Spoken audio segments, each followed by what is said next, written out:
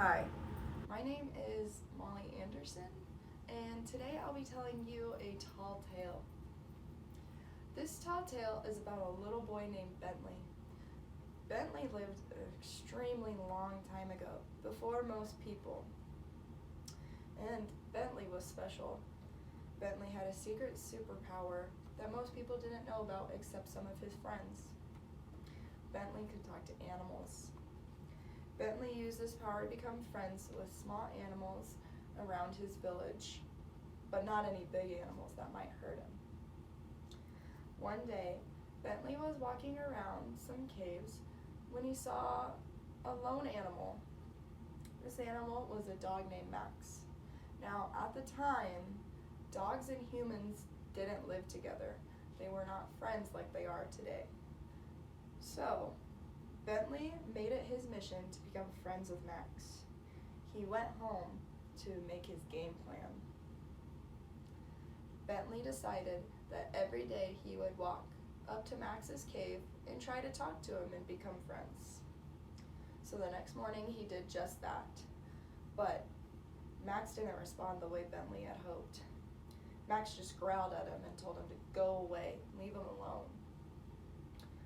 So he did that day, but he returned the next day, and the next, and the next. This happened for 2 weeks, and still nothing happened between Max and Bentley. Max had the same response every time Bentley showed up. Bentley was very sad and didn't know what to do because he didn't want to give up on Max. He knew that they could form a friendship. So, Bentley had a great idea pop into his head. What if I take him some sort of peace offering? He thought to himself.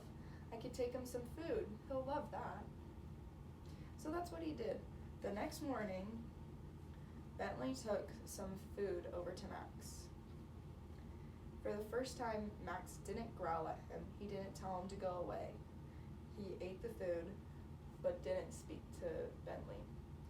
This was still a step forward, and Bentley was very happy. So he continued to do this every day for the next 2 weeks. Every day, he got a little closer to Max, and they started talking and having conversations. Max finally gave in and was having full conversations with Bentley. Bentley even got him to go on long walks with him and just having conversations. Over this time, Bentley and Max grew closer and closer until they were truly best friends. Then, Bentley and Max both decided that they wanted everyone else to know what this experience felt like, this relationship, this friendship that they had built. So, Max went and rounded up all the dogs that were around, and Bentley did the same for all of the kids in his village. They brought them together, and at first everyone was confused. Dogs have never liked us before, Bentley's friends said. We don't know what to do, we don't know what they want. Everyone was confused. But slowly but surely, Max and Bentley taught each species, the dog and the humans, what each other liked to do. They began to grow closer, they started playing games, they went on walks, and they spent a whole day together. By the end of the day, the bonds that had grown were extreme. Even though the kids that Bentley was friends with didn't know how to speak to animals, they didn't have that power, you could see that the bonds they were creating with the dogs were obvious. By the end of the day, the dogs and the kids didn't want to separate from each other. So they didn't. The dogs stayed in the village with the kids.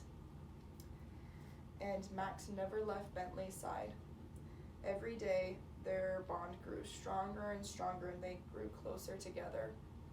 And this happened the same with all the bonds of the dogs and the other families in the village. And this tradition continued for thousands of years until we reach today.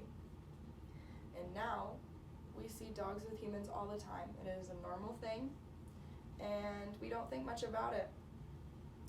But this is why dogs became man's best friend, is because of the perseverance of a little boy named Bentley who could talk to animals and a dog named Max.